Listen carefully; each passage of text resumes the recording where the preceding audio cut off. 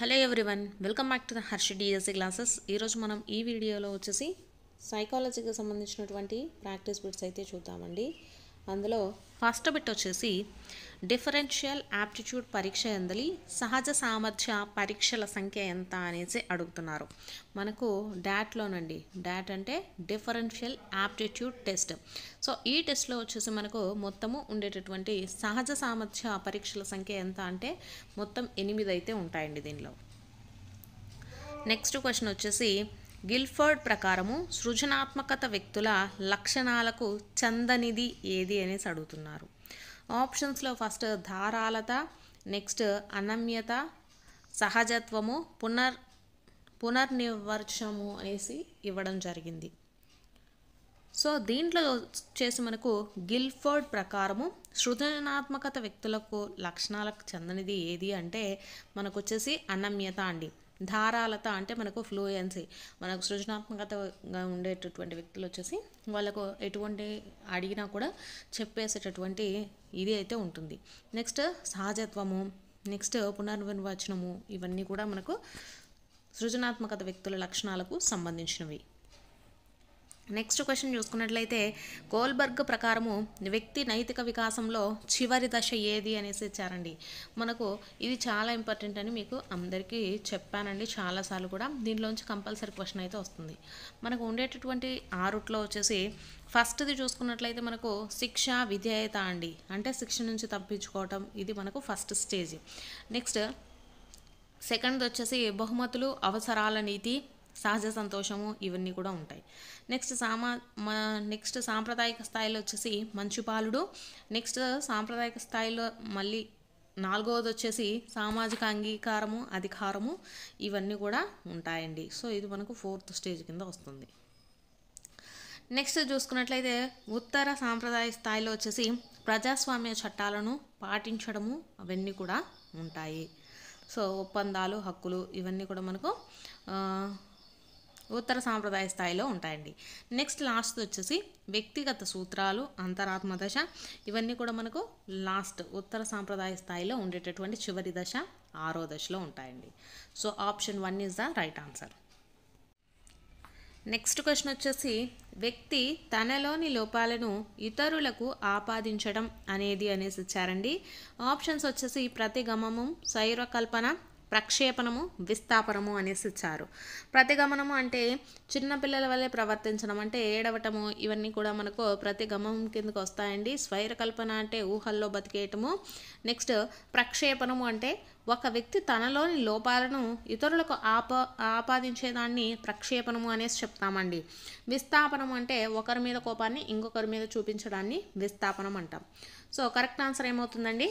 Option 3.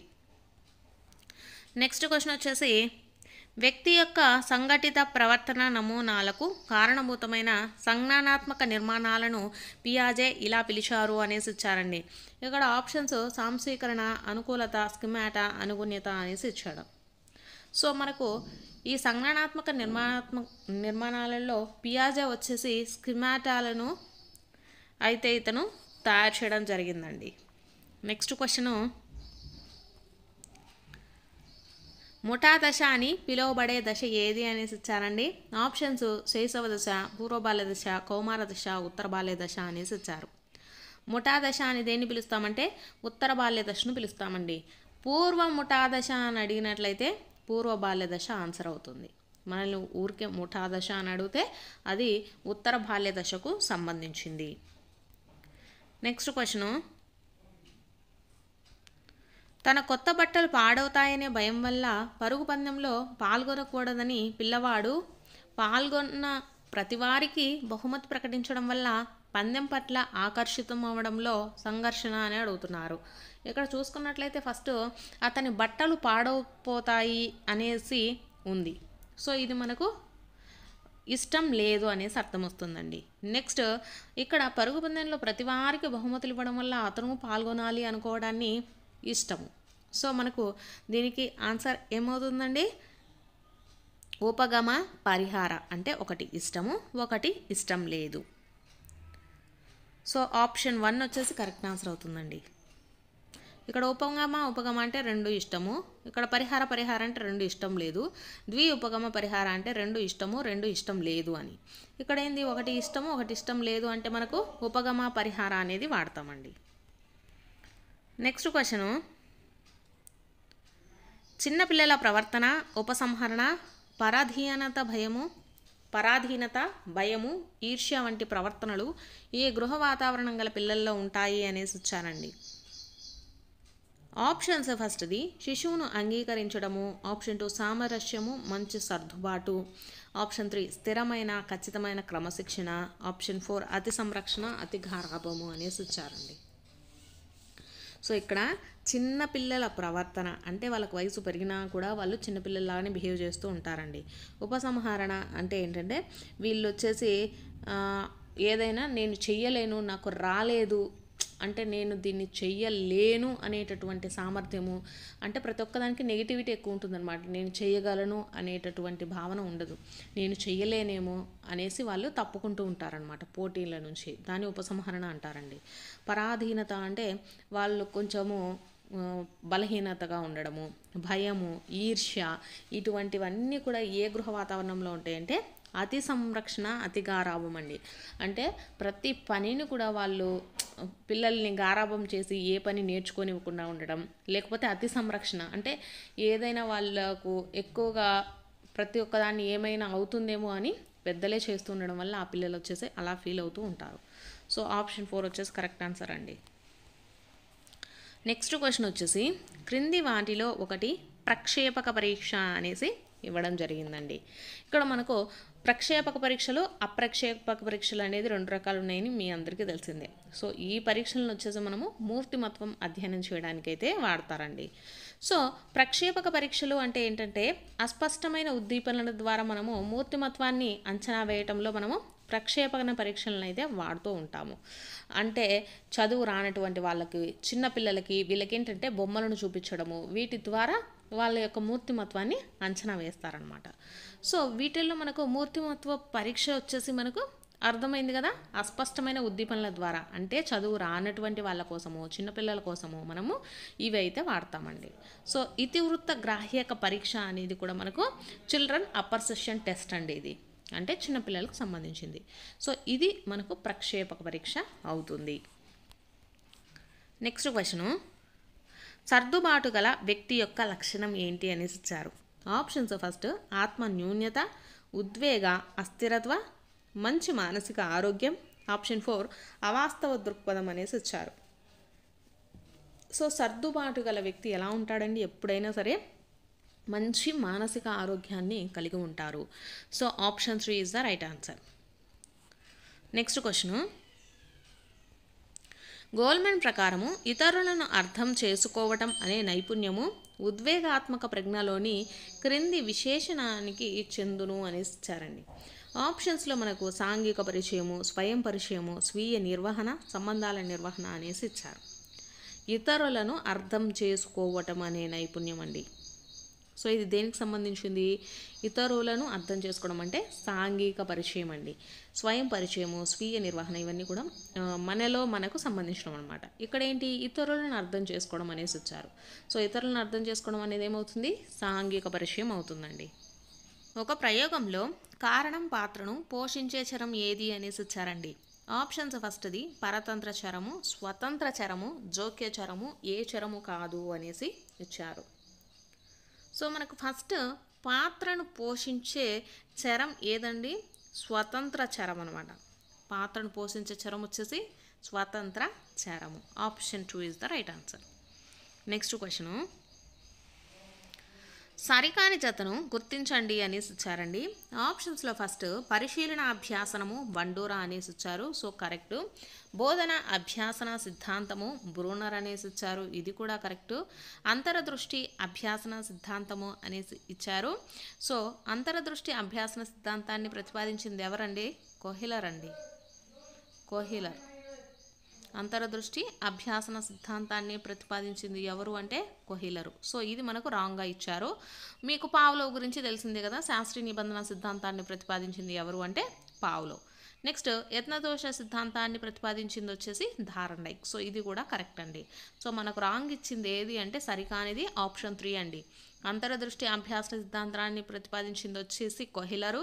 Pavlov వచ్చేసి మనకు శాస్త్రీయ నిబంధన సిద్ధాంతానికి సంబంధించినటువంటి శాస్త్రవేత్త. నెక్స్ట్ క్వశ్చన్, గెస్టాల్ట్ వాదం నుంచి ఆవిర్భవించిన సిద్ధాంతం ఏది అనేసి ఇచ్చారండి. సో మనకు కార్యసాధక నిబంధనం, సాంప్రదాయిక నిబంధనము, యత్నదోష అభ్యాసనము, అంతరదృష్టి అభ్యాసనం అనేసి ఇచ్చారు. సో గెస్టాల్ట్ వాదానికి సంబంధించింది వచ్చేసి మనకు అంతరదృష్టి అభ్యాసన సిద్ధాంతము, అలాగే అభ్యాసన సిద్ధాంతం అండి. అంతరదృష్టి అభ్యాసనము, నెక్స్ట్ అభ్యాసన సిద్ధాంతము, ఇవి రెండు కూడా మనకు గెస్టాల్ట్ వాదానికి సంబంధించినవి. అంతరదృష్టి అభ్యాసనము, అభ్యాసన సిద్ధాంతము, ఈ రెండు గెస్టాల్ట్ వాద సిద్ధాంతాలండి. నిర్మాణాత్మక సిద్ధాంతాలు అంటే మనకు యత్నదోషం, సాంప్రదాయకం, కార్యసాధక సిద్ధాంతం, ఇవి నిర్మాణాత్మక వాద సిద్ధాంతాలు. నెక్స్ట్, సిద్ధాంతాలు సూత్రాలు క్రింది భావనా రకానికి చెందును అనేసి ఇచ్చారండి. సో సిద్ధాంతాలు కానీ సూత్రాలు కానీ ఏ భావనా రకానికి? సంబంధిత భావనా రకానికి చెందుతాయండి. నెక్స్ట్, పూర్తిగా నేర్చుకున్న లేదా చేసిన పనుల కంటే మధ్యలో వదిలేసిన విషయాలు లేదా పనులు బాగా జ్ఞాపకం ఉండటాన్ని ఇలా పిలుస్తారు అనేసి ఇచ్చారండి. ఆప్షన్స్ డెజావో, జైగార్నిక్ ప్రభావం, హలో ప్రభావము, నెక్స్ట్ సమగ్రాకృతి అనేసి ఇవ్వడం జరిగిందనమాట. మనకు వచ్చేసి డెజావు అంటే ఏంటంటే, ఎప్పుడైనా మనము ఇప్పుడు ఒక విషయాన్ని చూసినప్పుడు లేకపోతే ఒక మనిషిని చూసినప్పుడు ఇంతకుముందు ఎక్కడో చూశాను అనేటటువంటి భావాన్ని కలగడాన్ని డెజావు అంటారండి. నెక్స్ట్, జైగార్నిక్ ప్రభావం అంటే ఏంటంటే, మనకు పూర్తిగా నేర్చుకున్న విషయాల కంటే మధ్యలో ఏదైనా కొన్ని విషయాలు మానేసి ఉంటాం కదా, సో అవి మనకు ఎక్కువగా గుర్తుండటాన్ని ఏమంటాము? జైగార్నిక్ ప్రభావం అంటామండి. హలో ప్రభావం అంటే ఏంటంటే, మనకు ఏదైనా ఒక సమస్యకు ఆ పరిష్కారం ఏంటంటే ఎన్ని రోజుల నుంచి చేస్తున్నా రాదు, కానీ ఒకసారి ఉన్నట్టుండి మనకు దానికి సమస్య పరిష్కారం అనేది దొరికినప్పుడు ఆ ప్రభావాన్ని హలో ప్రభావం అంటారండి. అంటే ఉన్నట్టుండి మనకు ఒక ఆలోచన అనేది తడుతుంది కదా, దాన్ని హలో ప్రభావం అంటాము. నెక్స్ట్, సమగ్రాకృతి అంటే ఏంటంటే, రెండు అంశాల మధ్య మనకు సంబంధాన్ని గ్రహించడాన్ని గెస్టాల్ట్ వాదం లేకపోతే సమగ్రాకృతి లేకపోతే ట్రాన్స్పోజిషన్ అనేసి కూడా చెప్తామండి ఈ సమగ్రాకృతిని. సో ఇక్కడ అడిగిన దానికి ఆన్సర్ వచ్చేసి జైగార్నిక్ ప్రభావం అండి. నెక్స్ట్ క్వశ్చను, డ్రిల్ మరియు ఇంటి పనిని ప్రోత్సహించే అభ్యాసన నియమం ఏది అనేసి ఇచ్చారండి. ఇంటి పనిని అంటే మనం ప్రతిరోజు దాన్ని అభ్యాసన అనేది చేస్తూ ఉంటాం అన్నమాట. సో అటువంటిది ఏమవుతుందండి? అభ్యాసన ఫలితం అవుతుంది. ఇంటి పనిని ప్రోత్సహించడము, డ్రిల్, మనకు ప్రార్థన చేయడం రోజు స్కూల్లో, ఇవన్నీ కూడా అభ్యాసన నియమాలండి. నెక్స్ట్, ఏ విధమైన ఆధారం లేకుండా తొలుత నేర్చుకున్న అంశాన్ని గుర్తుకు తెచ్చుకునే స్మృతి ప్రక్రియ రకం ఏది అనేసి ఇచ్చారండి. ఆప్షన్స్ ఫస్ట్ది గుర్తింపు, పునఃస్మరణ, త్వరిత సమైక్య స్మృతి, పునరుభ్యాసన అనేసి ఇచ్చారు. సో ఇక్కడ ఏంటంటే, ఏ విధమైన ఆధారం లేకుండా తొలుత నేర్చుకున్న అంశాన్ని గుర్తు చేసుకునే ప్రక్రియను ఏమంటాము? పునఃస్మరణ అనేసి చెప్తామండి. Option 2 is the right answer. Next question, కొత్తగా నేర్చుకున్న అంశాలు గతంలో నేర్చుకున్న విషయాల పునఃస్మరణకు ఆటంకం కలిగించడాన్ని ఇలా పిలుస్తారు అనేసి ఇచ్చారండి. ఇక్కడ మీరు గతంలో నేర్చుకున్న విషయాల పునఃస్మరణ అనేసి ఇచ్చారు కదా, సో గతంలో నేర్చుకున్న విషయాల పునఃస్మరణ ఆటంకం అయితే దాన్ని ఏమంటామండి? తిరోగమనము అనేసి చెప్తాము. So option 3 is the right answer అండి. నెక్స్ట్ క్వశ్చను, ఒక విద్యార్థి కృత్యాన్ని నిర్వహిస్తూ విద్యార్థి బోర్ ఫీల్ అయితే ఈ క్రింది దానికి చిహ్నము అనేసి ఇచ్చారండి. సో ఇది దేనికి చిహ్నం అవుతుంది? కృత్రిమ యాంత్రికంగా తయారైంది అనేసి, అంటే కృత్యము యాంత్రికంగా తయారైంది అనేసి చెప్తాము అనేసి కరెక్ట్ ఆన్సర్ అవుతుందండి. సో ఇవి వచ్చేసి మనకు సైకాలజీకి సంబంధించినటువంటి ప్రాక్టీస్ బిట్స్. మీకు కనుక వీడియో నచ్చినట్లయితే తప్పకుండా లైక్ చేసి సబ్స్క్రైబ్ అయితే చేసుకోండి.